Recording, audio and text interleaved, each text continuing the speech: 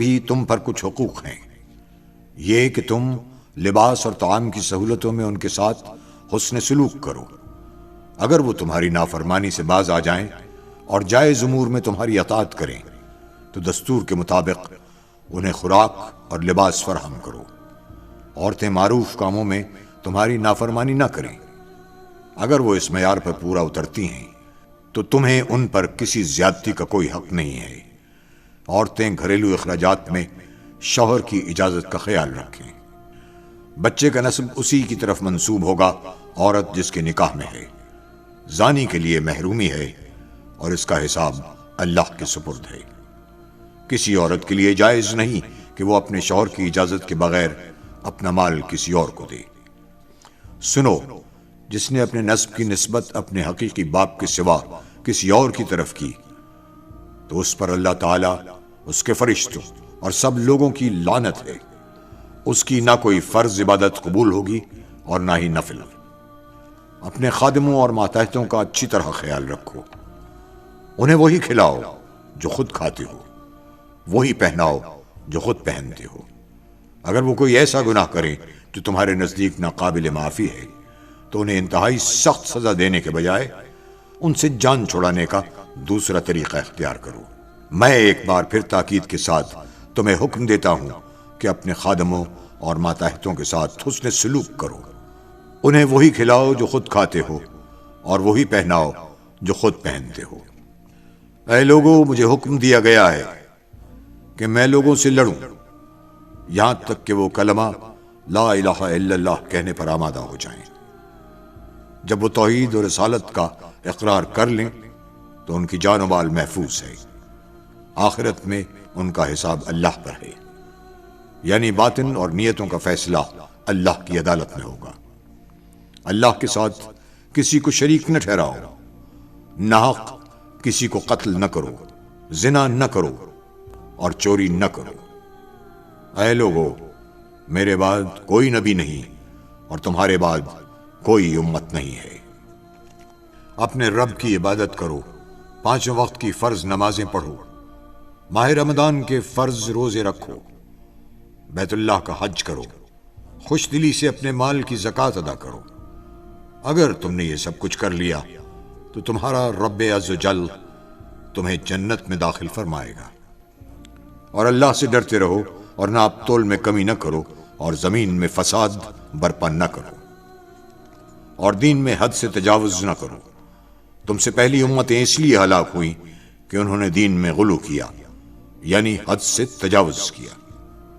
اے لوگو، شیطان اس بات سے تو مایوس ہو چکا ہے کہ تمہاری اس زمین پر کبھی اس کی عبادت کی جائے، لیکن اس کے علاوہ بہت سے معاملات میں لوگ اس کا کہا مانیں گے۔ وہ اس بات پر بھی راضی ہوگا کہ تم بعض معمولی باتوں میں اس کی پیروی کرو، بس اپنے دین و ایمان کی حفاظت کی خاطر اس کے فریب سے بچ کر رہو۔ اللہ نے جو بھی بیماری نازل کی ہے اس کے لیے اس نے دوا بھی اتاری ہے، سوائے بڑھاپے کے۔ اے لوگو، اللہ تعالیٰ نے وراثت میں ہر وارث کا حصہ مقرر کر دیا ہے، تو اب کسی کے لیے یہ جائز نہیں ہے کہ وہ اپنی وفات سے پہلے کسی وارث کے لیے کوئی وصیت کرے، اور غیر وارث اور خیر کے دوسرے کاموں کے لیے وصیت کی زیادہ سے زیادہ حد کل ترکے کی 1/3 تک ہے۔ میری اور مجھ سے پہلے انبیاء کی بہترین دعا یہ ہے: اللہ ایک ہے، اس کا کوئی شریک نہیں، بادشاہت اسی کے لیے ہے، ہر تعریف کے لائق وہی ہے، خیر اسی کے قبضے و قدرت میں ہے، وہی زندگی عطا کرتا ہے اور وہی موت دیتا ہے، اور وہ ہر چیز پر قادر ہے۔ لوگوں، جان لو کہ 3 باتیں ایسی ہیں جن سے مومن کے دل میں کینہ پیدا نہیں ہوتا، یہ کہ عمل خیر خالص اللہ کے لیے ہو، اہل اختیار کی خیر خواہی کرو، مسلمانوں کی جماعت کو لازم پکڑو۔ اے لوگو، صاحب اختیار کی بات کو سنو اور اطاعت کرو، خواہ تم پر ایک نکٹا حبشی غلام امیر بنا دیا جائے، جب تک کہ وہ کتاب اللہ کے مطابق حکم دے، یعنی حاکم کی اطاعت اس امر کے ساتھ مشروط ہے کہ اس کا حکم کتاب و سنت کے مطابق ہو۔ اے لوگو، میری بات کو سمجھو، کیونکہ میں نے دین کا پیغام تم تک پہنچا دیا ہے۔ میں نے تمہارے درمیان ایسی چیزیں چھوڑ دی ہیں کہ جب تک تم انہیں مضبوطی سے تھامے رہو گے کبھی گمراہ نہ ہوگے۔ وہ یہ ہے اللہ تعالیٰ کی کتاب اور اس کے نبی کی سنت۔ سنو، ہر نبی کی دعوت گزر چکی، مگر میری دعوت یعنی شریعت مصطفی قیامت تک جاری رہے گی۔ اے لوگو، میری بات غور سے سنو اور سمجھو، شاید اس سال کے بعد اس مقام پر میری تم سے ملاقات نہ ہو سکے۔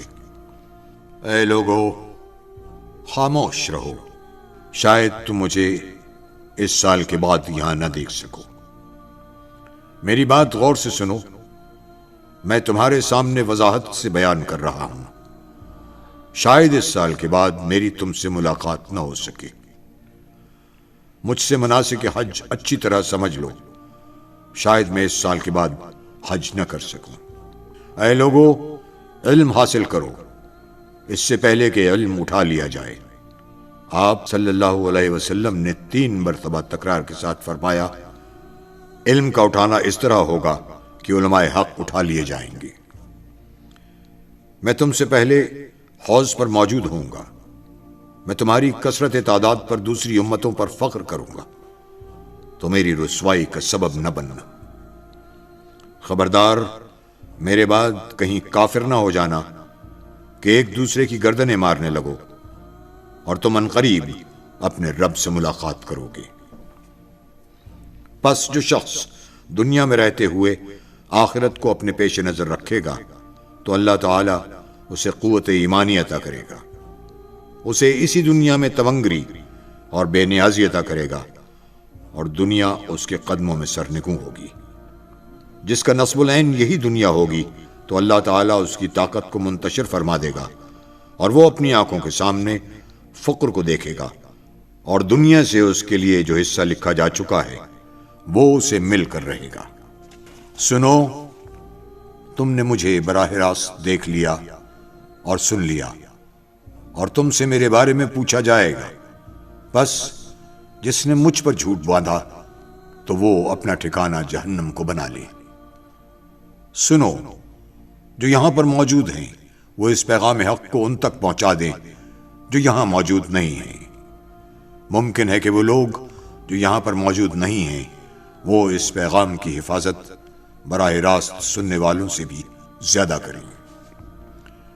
سنو، قریب والا اس پیغام کو دور والے تک پہنچا دیں۔ پھر آپ صلی اللہ علیہ وآلہ وسلم نے حاضرین سے مخاطب ہو کر دریافت کیا، لوگو، کیا میں نے اللہ تعالیٰ کا پیغام تم تک پہنچا نہیں دیا؟ یہ سوال آپ نے 3 بار فرمایا تو تمام صحابہ کرام نے یک زبان ہو کر اقرار کیا کہ آپ نے یقیناً یہ پیغام ہم تک پہنچا دیا ہے۔ پھر رسول اللہ صلی اللہ علیہ وآلہ وسلم نے 3 مرتبہ فرمایا، اے اللہ تو گواہ رہنا، اے اللہ تو گواہ رہنا، اے اللہ تو گواہ رہنا کہ تیرے یہ بندے برملا شہادت دے رہے ہیں کہ میں نے تبلیغ دین کا حق ادا کر دیا۔ پھر آپ صلی اللہ علیہ وآلہ وسلم نے صحابہ کرام سے مخاطب ہو کر دریافت فرمایا، تم سے میرے بارے میں پوچھا جائے گا تو تم کیا جواب دو گے؟ تمام صحابہ کرام نے ببانگ دول اعتراف کیا۔